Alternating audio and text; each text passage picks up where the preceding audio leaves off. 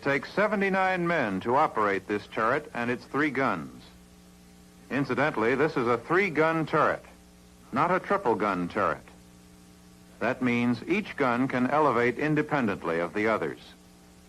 These 16-inch guns are the main armament on the BB-61 class ships. And you'll find 3 turrets with a total of 9 guns.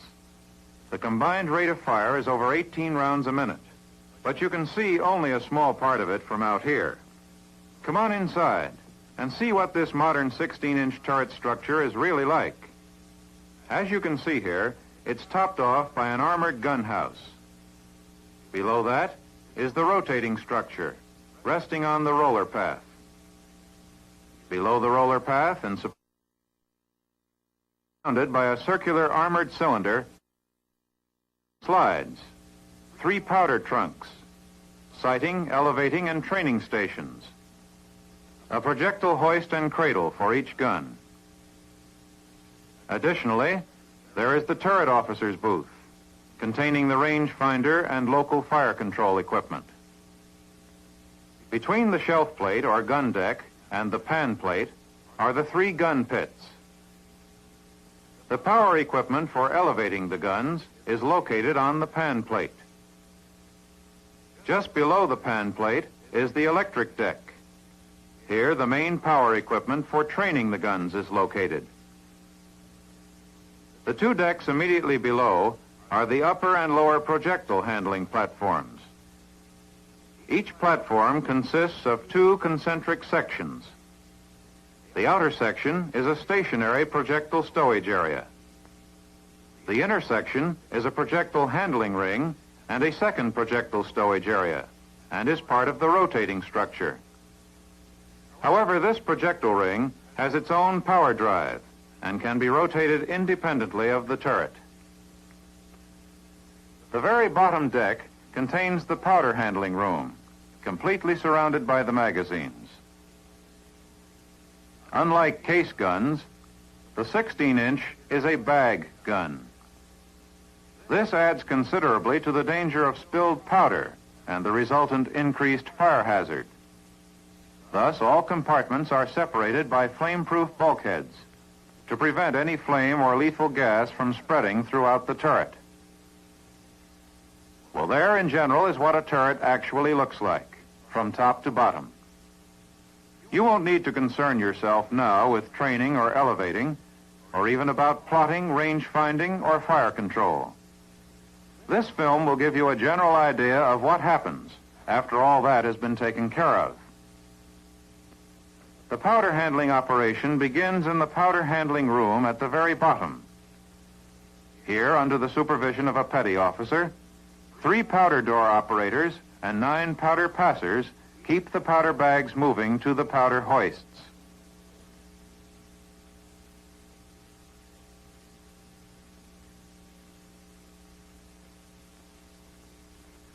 The scuttle operators take the powder bags from the magazine scuttles and hand them to the powder passers. When 6 bags have been placed in the powder car, the doors are closed, and the car starts up through the hoist trunk to the gun room. Unlike powder hoists for case guns, these operate more like an elevator, with a car that moves the powder up through the trunk by means of a cable.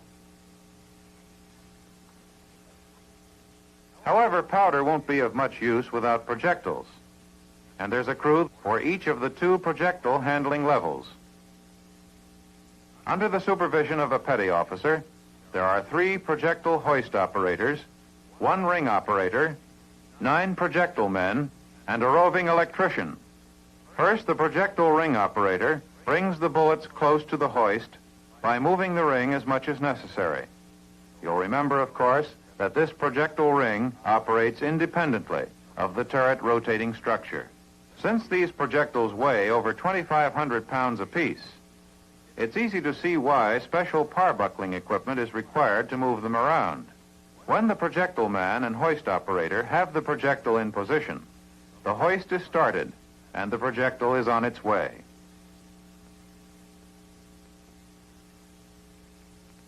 Constant communication between the turret officer's compartment and both the projectile and powder handling rooms keeps the rounds coming as they're needed by the gun crews.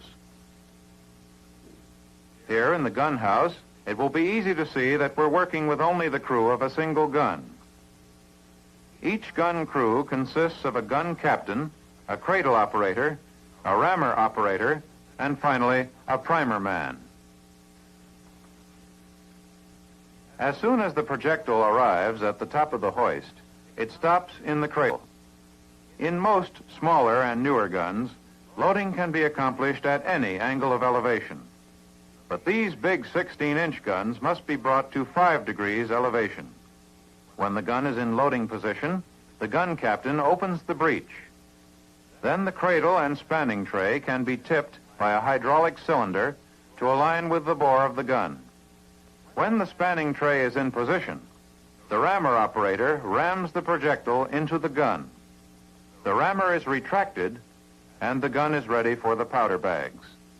Now the powder trunk door is opened, and 3 powder bags are rolled into the tray. Then the powder car moves down, and 3 more bags are rolled into the tray. All 6 bags are now rammed slowly into the gun. That's right, 6 bags, each one about 18 inches long and 18 inches in diameter. The rammer is retracted. Now the cradle operator raises the cradle and turns the ready switch to ready. The gun automatically goes back to firing position, and the firing circuit can be completed. The return of the gun to firing position automatically flashes a gun ready signal to the turret officer's control panel, and the gun is ready for firing. When the recoil and counter-recoil action are complete, the gun returns to the loading position automatically. When the gun captain begins to open the breech, the gas ejection system automatically blows the bore clean of gas or any burning fragments. Now the gun is ready for the next round, and the cycle starts again. Of course, all you've seen are the actual steps required to load and fire only one gun. Now, when you multiply that by 3, and you want to keep them firing, there's a lot more that goes on. Not 4, but 13 men are handling powder. Not 4, but 15 men operating each projectile flat, and both flats being used. Then there are 4 men on the machinery floor, 3 powder hoist operators, 12 men working in the gun compartments, 6 at the sight stations, and 8 men in the turret officer's booth. A lot of men. But as we said in the beginning, it's a lot of turret, too. As a heavy bombardment weapon against shore installations as much as 20 miles inland, the 16-inch gun is a valuable and accurate weapon. Even under ideal circumstances, you could see only about 14 miles from the deck of a battleship. But with these ships 20 miles apart, it's possible to land a salvo of 16-inch projectiles accurately on the target. Although firing, of course, can be directed from each turret individually, gun laying and firing is usually accomplished from remotely located directors operating through a central fire control system. Although this particular 16-inch 50 caliber gun is on the Iowa class BB, the operations are similar in all 16-inch turrets.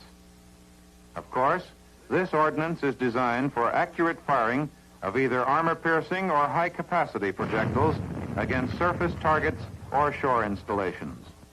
Either way, slamming into a target at the rate of 2 a minute from each gun, they can do plenty of damage. An outstanding case where it's better to give than to receive.